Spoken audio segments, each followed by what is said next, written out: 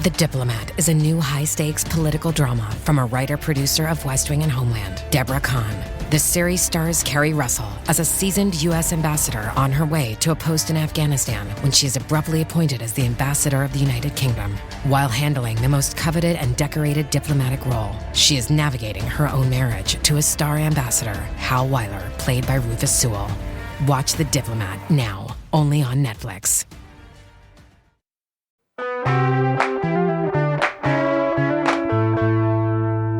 Today on CityCast Boise, we all know that Ontario is making bank from Boiseans. So in today's 420-inspired conversation, Frankie and I are chatting with a local stoner who goes by the name of Yeti, who regularly makes the cross-border cannabis commute.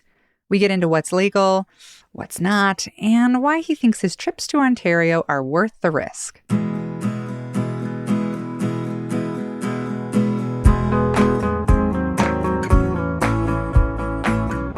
It's Thursday, April 20th. I'm Emma Arnold, and this is what Boise's talking about.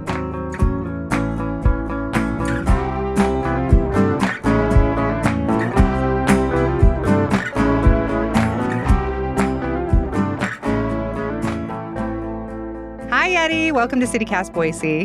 Hello, hello. Thanks for having me. So let's just start out with, what's your weed backstory? So I'm in my early 40s, and I didn't actually smoke weed for the first time until about 10 years ago. And I'd say that's the first time I actually interacted and got high.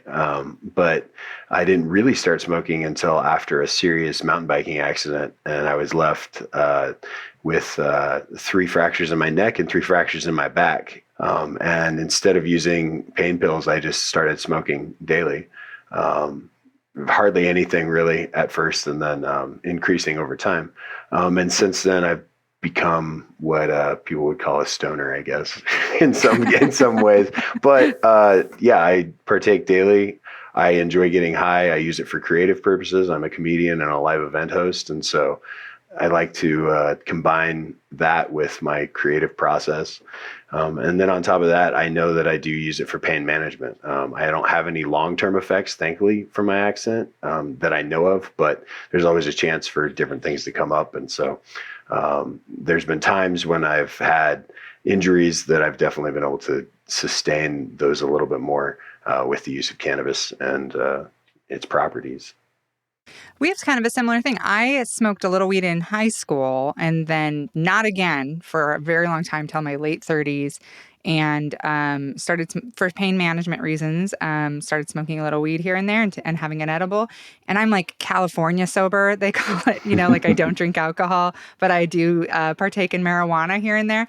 But it's really helpful for me for sleep. A quarter or a half an edible at night works for me better than Ambien or anything else ever did. And I sleep like a rock. So shout out to the late life stoners over here.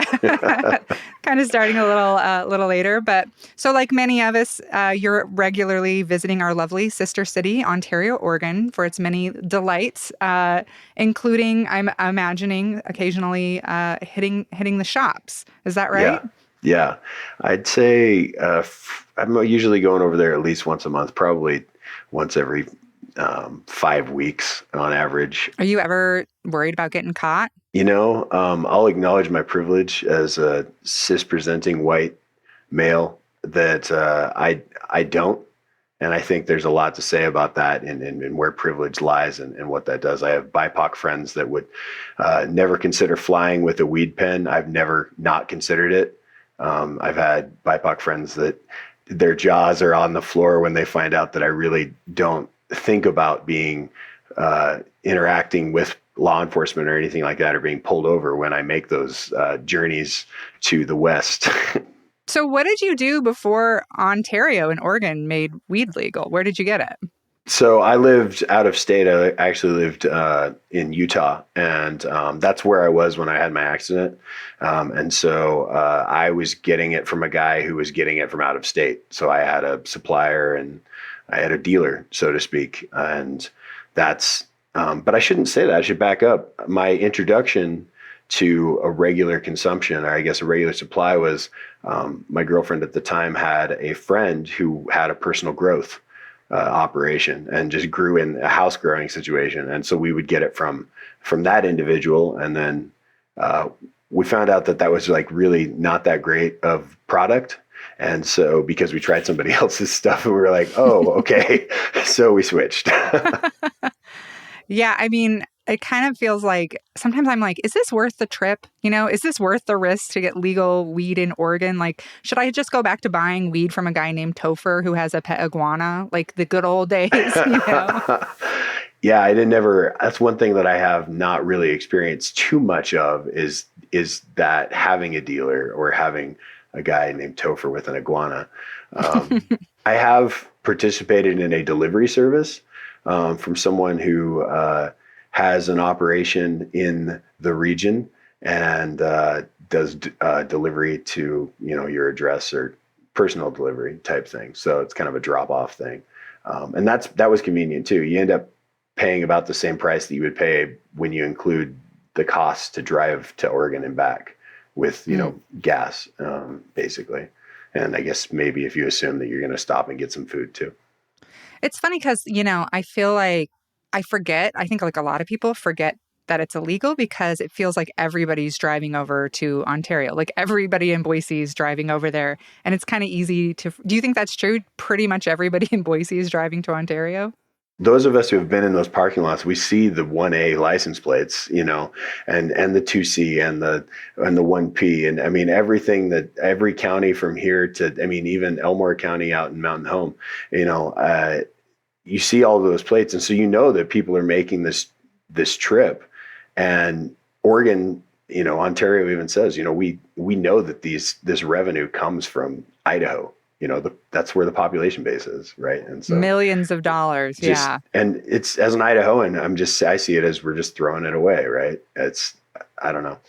It stays in the local economy to an extent because there's a lot of the folks that are reaping the benefits of that, whether they're employees of those shops or the owners of those shops, where that money just stays somewhat local, but it's not as local as it could be. Okay, well, I'm going to bring in our lead producer, Frankie Barnhill, because like a lot of people, I'm like, it's illegal, but it's not. I'm always like, it's just a misdemeanor. But literally, I don't have any idea. So I thought we'd bring Frankie in with the facts. Frankie, how illegal is marijuana in Idaho? Yeah, well, I'm not a lawyer, but I am a journalist. And so just to give the facts of what the code says, Idaho is incredibly behind the times when it comes to recreational weed compared to other states. We know this, but just to say it out loud, that there are, we're one of 4 states that haven't decriminalized marijuana in any way among Wyoming, South Carolina, and Kansas and Idaho. And so just to put that in perspective of how conservative Idaho is around this issue. So to answer your question of how illegal it is, so yes, marijuana possession charge, less than 3 ounces for personal use, you could face a misdemeanor with a minimum fine of up to $1,000. So not more than $1,000, but up to that, and up to 1 year in prison. Of course, depends on the judge, depends on circumstances, but that's what the code says. If you go over 3 ounces, 3 ounces to 1 pound for personal use, that could potentially be a felony, and you're looking at maybe $10,000 of a fine and potentially 5 years in prison. So of course, the more you have, the more risk comes with it. And there is, some people talk about how technically you could be charged with drug trafficking if you're caught, and that's technically a federal crime. I don't know how often that's happening, but just to mention that is technically what could happen. So a misdemeanor, up to a year in jail, $1,000 fine. I want to say, I do think it's funny how much, and again, I'm like a mom weed smoker, so I don't smoke a ton, but like how much 3 ounces really is. Like one time I was out in Ontario getting myself some edibles, and my brother was like, oh, here, I made an online order. Will you just grab it for me? And I was like, sure. And he was like, he had grabbed an ounce, and an ounce of weed is more weed than you think, like physically. And I was like, I'm going to jail. And he was like, you're such a dork. That's only an ounce. Calm down. I was like, this is so much weed. He was like, it's really not. So just kind of maybe people keep in mind, like, an ounce, 3 ounces, you just are on a misdemeanor. But past that, it does get kind of more serious, doesn't it?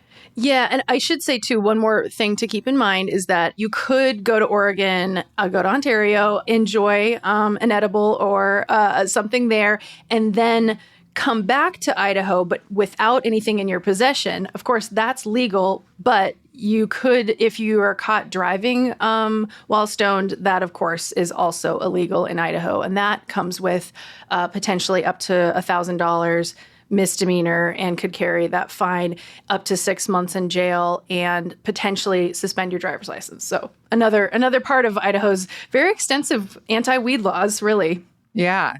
It makes me wonder, not obviously people who are driving under the influence, but everybody else who's just, just doing a little minor Saturday drug muling. I figure between Ontario and Boise is probably the safest stretch of highway in Idaho because everybody's 10 and 2 going exactly the speed limit. But if you do get using pulled the over, signal, using your signals, you're using your mirrors, you're being very safe. But if you do get pulled over, Frankie, can Idaho cops stop and search your vehicle if they suspect that you have weed that you bought in Oregon? Yeah, the short answer is yes, if you give them probable cause. And so things like, unlike searching your house where they need a search warrant, if you give them a reason to stop you and pull you over and check, they can. Interesting what Yeti was talking about earlier about, who gets pulled over, who gets searched. I don't have the data on that, but it is an interesting point that he made earlier about that. But all they need is probable cause. So that could include seeing something in the vehicle that makes them want to search or smelling something, using a dog to detect. So yeah, those are technically the things you can say to the officer, I do not consent to this search, but technically that's what the law says. Yeti, how do you feel about the current marijuana laws in Idaho? Oh, boo.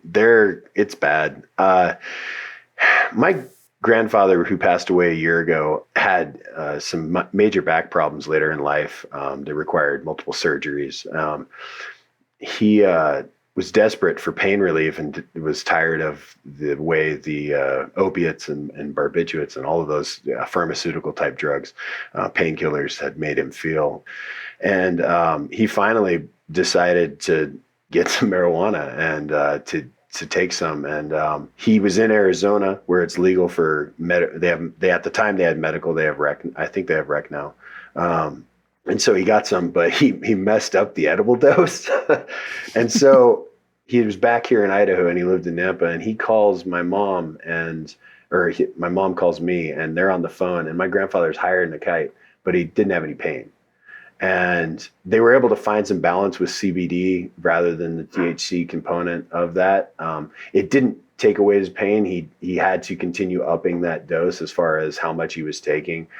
So to be fair, it's just like any other substance, your body's going to get used to it at some point. And that's, I tell that story only because that's a prime example of why it's so important that we allow the research that we have that says that this is good for health, that this is good for our bodies, to utilize it in many different ways. Draconian laws about, up to a year in prison if you happen to not be white.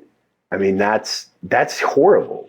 For less than 3 ounces. And then we have the rest of the country where they've decriminalized this to where there's some places where there's no charge, obviously, because it's recreationally acceptable, and places where they've expunged records and everything like that. Idaho has a long ways to go, and this road isn't going to be solved overnight. But hopefully we can get there.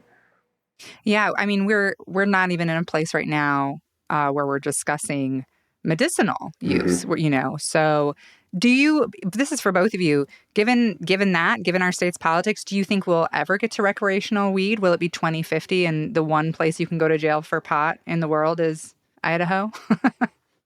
I mean, I'll just throw in a couple more facts just to illuminate, again, how incredibly conservative Idaho is around this. Remember how the federal government legalized hemp and CBD in 2018 through the Farm Bill, and it took Idaho like a few years to basically accept that federal policy through the Farm Bill, and it's only CBD. And even so, like, you can't get it for your pets anymore. They banned that in November, which was a thing.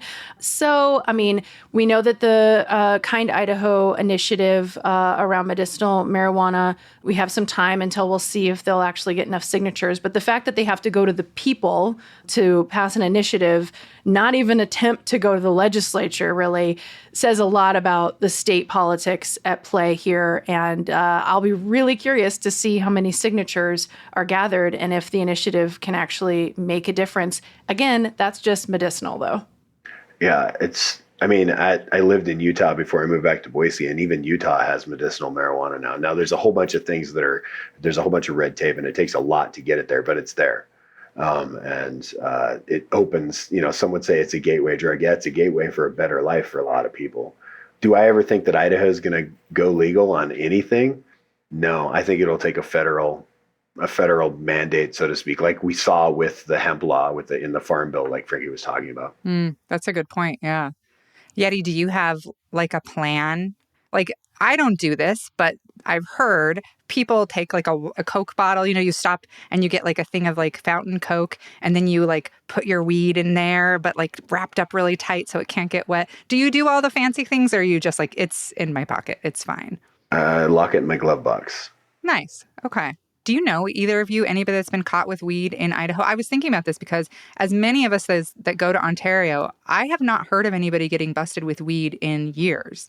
Like, I can't even think of anyone in the last few, other than I do know one comedian who was driving through who had weed on her, wasn't really thinking about, where it's illegal, where it's not, because she's from a state where it's legal, and did end up getting a ticket and getting in some trouble for that. And but that's the only person I can think of, and that was even a few years ago. So yeah, I can't think of anybody. Can either of you? Which even that, like, so it's not getting enforced a whole lot, enough that none of us know anyone. Yeah, not off the top of my head. I can't think of anybody, especially since Ontario became the closest place, which does, say a lot about what is going on, that, this is a thing that, once again, Idaho is just really standing out in a big way compared to most states, and that people feel comfortable making this decision on the regular in their lives.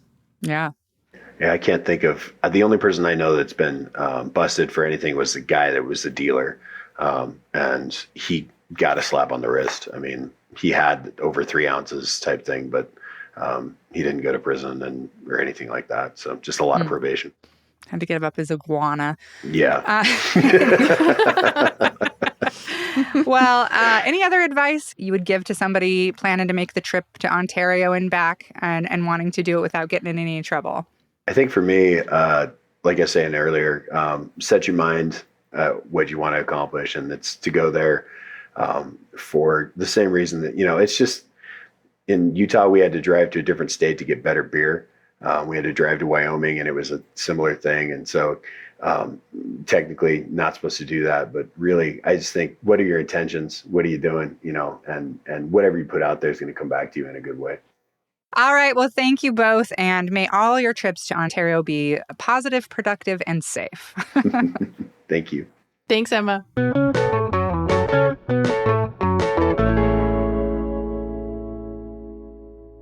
And before you head out, according to KGW8 News in Portland, Ontario accounts for a huge proportion of Oregon's marijuana sales and tax dollars. Thanks mostly to Boiseans and other Treasure Valley residents who make over 11,000 trips across the border a week, Malheur County in Oregon raked in $104 million in sales last year. An Idaho Statesman survey last fall found that 48% of Idahoans support the legalization of recreational marijuana. But as our Hey Boise newsletter points out, the Idaho legislature spent more time this year debating a non-binding measure to support the Greater Idaho movement than they did discussing legalizing pot.